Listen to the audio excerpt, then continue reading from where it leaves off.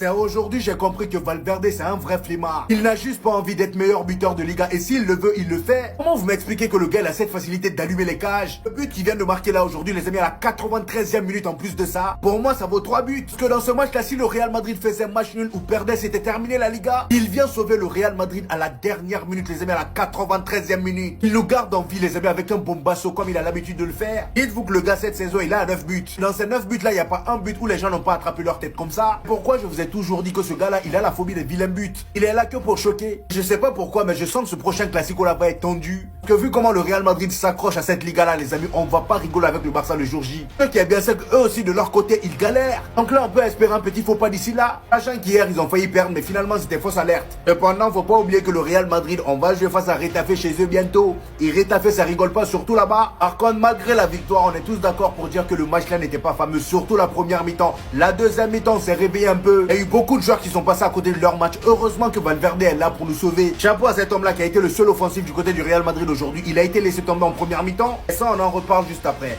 Valverde, pétard, vous connaissez la suite carrément, je vais vous la montrer. Dans la surface de réparation, c'est un penalty pour lui. Il s'apprête comme Mark Lander. Il s'ajuste pour maximiser sa puissance de frappe qui se transforme en golasso direct, hop but. Donc il libère tout le Santiago Bernabéu. Donc la victoire du Real Madrid, 1-0. Mais j'ai pas mal de choses à dire la famille. Alors mon équipe aujourd'hui, je l'ai bien aimée. Pourquoi? Parce qu'il y a eu de l'agressivité, l'envie de récupérer la balle au plus rapidement. Et ça a été mené par un très grand monsieur dès les premières secondes. On a vu que lorsque Vinicius y mettait de l'agressivité dans tout ce qu'il faisait, que ce soit dans le domaine défensif et même offensif lorsqu'il a la balle, il est capable de tout faire sur un terrain de football. C'est rien qu'une question d'attitude. Par contre, on va pas se mentir que ça confirme un truc, Vinicius et Mbappé, ils peuvent pas jouer ensemble. Ils jouent le même poste, la famille. Rodrigo, qui joue avec lui, il fait pas un mauvais match, mais on en attend plus quand même. Parce que j'ai l'impression que lorsqu'il joue, au final, c'est asymétrique parce que Vinicius attaque énormément. Il y a pas mal de brèches dans ce côté, mais de l'autre côté, il n'y a pas de productivité, il n'y a rien. Ce qu'il a manqué réellement dans ce match-là, c'est un poste de numéro 9 pour ramener de la densité dans la surface de réparation. Alors au milieu de terrain, que ce soit Modric, Ceballos, et je peux même ajouter Tchouaméni, mais je veux pas le mettre parce que c'est pas lui qui a le but de la créativité. C'est bien ce qu'ils ont fait dans une phase défensive les deux. Mais je trouve qu'il manque cet aspect créatif pour faciliter encore plus les attaquants. C'est ça qui nous a manqué, c'est pour ça qu'on ne marque pas assez de buts. Parce que si vous regardez tout le match, on n'a pas beaucoup d'occasions, si ce n'est les exploits individuels de Vinicius. Et après, à ne pas oublier que par exemple Ceballos, il revient de blessure, donc allons tranquillement. On peut se poser la question de est-ce que Camavinga, le meilleur pour lui, c'est d'être latéral gauche ou pas? Moi, je pense que maintenant, il est temps qu'il se positionne en tant que latéral gauche parce que c'est vrai qu'il y aura pas mal de concurrence au milieu de terrain. Et surtout, on va pas se mentir qu'il peut nous dépanner de ouf à ce poste-là. Valverde, il y en a plein qui seront pas d'accord avec moi, mais moi, jusqu'à la fin de la saison, il est temps de le mettre à ce poste-là. L'année prochaine, on verra. C'est quelqu'un qui est stable défensivement et offensivement, il peut apporter sa pierre à l'édifice, comme on l'a vu aujourd'hui. Mais c'est en vrai. À toi. Montre combien, alhamdoulilah. La Liga n'est pas terminée, amis barcelonais. Qu'est-ce qu'elle fait du bien, cette victoire? Alors oui, tout n'a pas été parfait. Alors oui, en première mi-temps, on n'est pas bon. Mais Valverde qui te sort une reprise sublime à la 93e pour t'offrir la victoire dans un match très fermé où tu mérites de gagner. Oui, ça fait du bien. Ce tweet n'a jamais été aussi réel. Valverde, quand la place d'Ancelotti est en jeu avec une compile de long shots. La reprise qui vient de te mettre à la 93e, l'équilibre est parfait. L'orientation du corps est sublime, la reprise est pleine lucarne. Comment parler de ce match sans évoquer le Vini Show? Vinicius, encore une fois, du moment où Kylian Mbappé n'est pas là, bizarrement on retrouve notre Vini à chaque fois. Camavinga a également fait un excellent match. En tout cas, pour ma part, je l'ai trouvé beaucoup plus intéressant quand il repiquait dans l'axe. Omar, on a parlé pendant tout le match, je pense que vous l'avez. Mais c'est quand même un de ses meilleurs matchs depuis longtemps. Depuis longtemps quand même. Dans un match compliqué où rien ne va, ce hors-jeu d'Hendrick sur le but refusé de Vinicius, un but magnifique d'ailleurs, à quelques centimètres. Tu te dis que ça va être Bourbier, que tu vas perdre. Et au final, là, j'ai reconnu mon Real Madrid de l'année dernière. Première mi-temps dégueulasse, zéro intention de jeu. Deuxième mi-temps, c'était un peu beaucoup mieux même, on va le dire. Même si les changements de Carlo Ancelotti sont très tard. Et encore une fois, pour moi, il doit faire entrer Brahim beaucoup plus tôt dans la rencontre. Mais bon, ça va. Ça va. On peut préparer le match de mercredi contre Retafe sereinement. Et le Classico dans une semaine. La Liga n'est pas finie.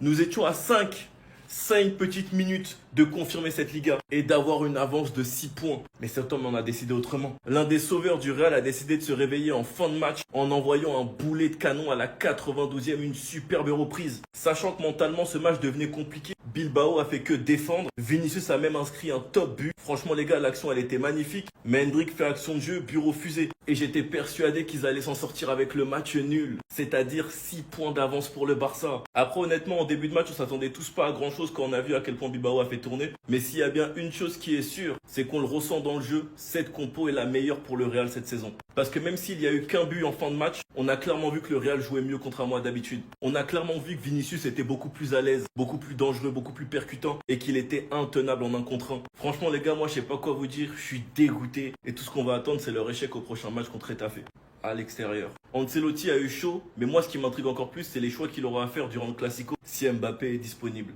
Enfin bref, sinon vous les gars vous en pensez quoi? Ramenez-nous sur ta personne, on s'ennuie. Taisez-vous! Rentrez chez vous! Couvre-feu pour tout le monde! Regardez!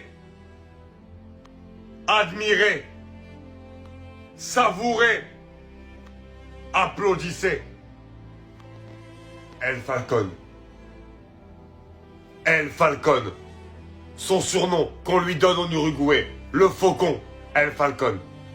Dans une semaine où le Real était à 2 doigts de quasiment tout perdre, la Ligue des Champions mercredi dernier contre Arsenal, et là, à 2 doigts de faire un match nul qui reléguait le Real à 6 points du Barça à 6 journées de la fin, 93e minute, El Falcon. Demi-volée pied droit, excentré, pleine lucarne, El Falcon. But de la victoire pour garder les espoirs de titre du Real, El Falcon. Regardez les distances des 6 buts que Fede Valverde a marqué cette saison. Que des bangers. L'homme des grosses frappes. Et surtout, pour moi, je le dis depuis très longtemps, le futur très grand capitaine du Real Madrid.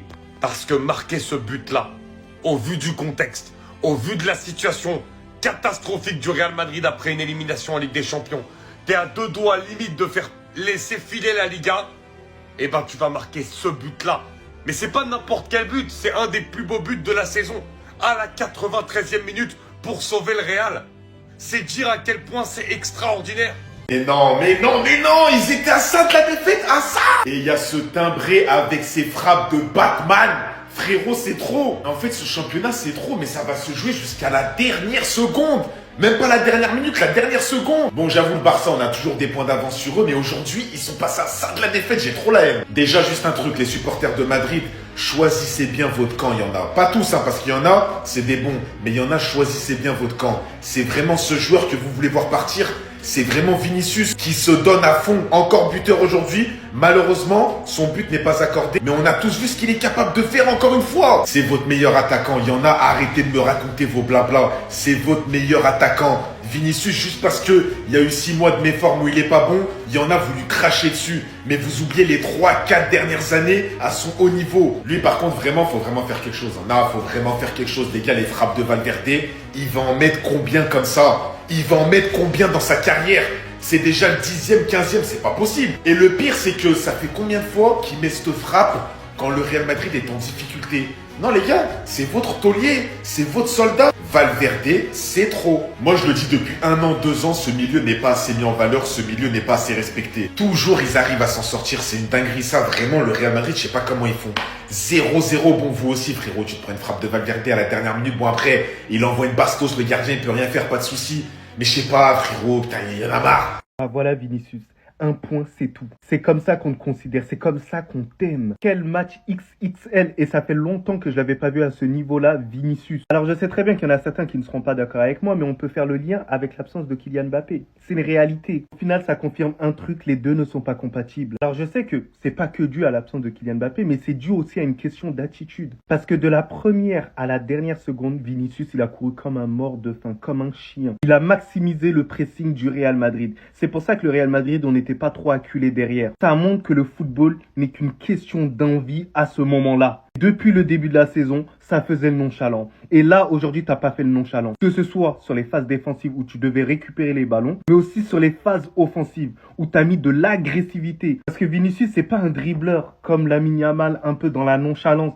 C'est un dribbleur agressif. C'est quelqu'un, il a besoin de tonicité. Il a cette explosivité qui lui facilite la tâche. Et ça, c'est un atout que énormément d'attaquants aimeraient avoir. Mais lui, il s'en est privé. Il a fallu un coup de pression. Il a fallu une élimination en Ligue des Champions pour qu'il se réveille, pour qu'il soit à ce niveau-là. Et j'espère qu'il va rester à ce niveau-là. Parce que le Vinicius que j'ai vu aujourd'hui, c'est le Vinicius que j'ai toujours kiffé. C'est le Vinicius que j'ai toujours aimé. Et c'est le Vinicius que je considère comme le meilleur joueur au monde. Mais sinon, en vrai, ça à toi. Moi, en tout cas, alhamdoulilah.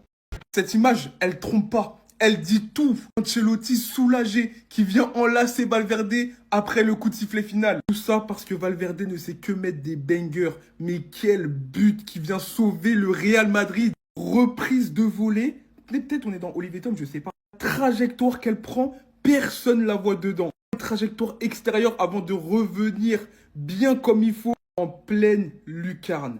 Le match est plié et heureusement le Real Madrid est toujours dans la course au titre. On va pas se mentir, hein, le Real Madrid dans le jeu ça reste compliqué. Aujourd'hui jusqu'à la 97e minute, ils étaient sans inspiration. Bellingham qui aurait dû pour moi bénéficier d'un penalty. Voilà, il n'a pas été sifflé, justice a été rendue. Mais je parle d'un homme, d'un seul joueur qui est quand même franchement exceptionnel quand il est à ce niveau-là. Vinicius chaud. Je suis désolé, mais je pense que Vinicius et Mbappé ne sont pas compatibles, on l'a déjà dit. Soit il faut qu'ils parlent ensemble pour vraiment mettre les choses à plat et que vraiment chacun trouve sa place dans cette attaque du Real Madrid, soit ils vont continuer à se marcher sur les pieds et quand l'un ne va pas jouer, l'autre va briller et ainsi de suite. Aujourd'hui, s'il n'y a pas le hors-jeu de Hendrick, les gars, c'est Vinicius qu'on va féliciter. Il a vraiment assuré le show sur ce but exceptionnel, frappe rasante au premier poteau comme il en a l'habitude. Ou encore sur cet extérieur du pied, exceptionnel aussi pour Bellingham qui n'a pas pu réussir à trouver le cadre sur sa tête. Mais les gars, en tout cas, c'était un match compliqué pour le Real Madrid. Encore une fois, les fulgurances de certains joueurs ont sauvé la peau d'Ancelotti. Une victoire qui rassure sans Mbappé. Attention, on verra s'ils ont pu reprendre confiance, assez confiance pour affronter le Barça.